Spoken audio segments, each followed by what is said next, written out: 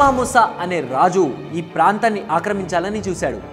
ఆన్లైన్లో ఆర్డర్ పెట్టినంత ఈజీగా ఆ ప్రాంతాన్ని స్వాధీనం చేసుకోమని సైన్యాన్ని పంపాడు. వెళ్ళడం అయితే ఎగేసుకుంటూ వెళ్ళారు.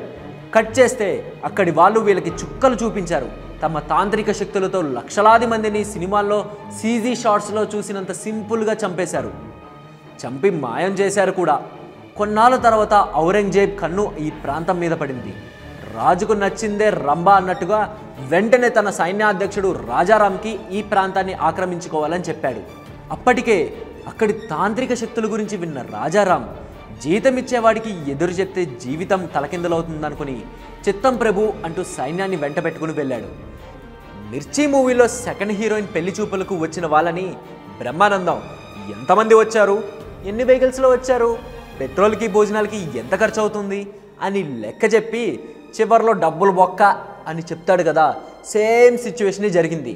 సీటు కాదు కదా, అసెంబ్లీ గేటు కూడా తాకనివ్వను అన్నట్టు మయోగ్లో గుప్పుడు మట్టిని కూడా ముట్టుకోనివ్వలేదు. జగనోస్ మీ స్టైల్ స్టంట్స్తో సైన్యానికి చెమటలు పట్టించేశారు.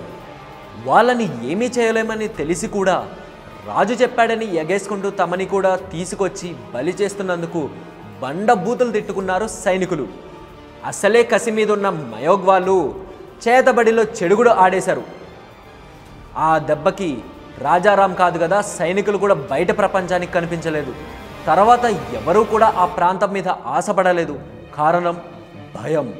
అదే మయాంగ్ వాసుల ఆయుధం.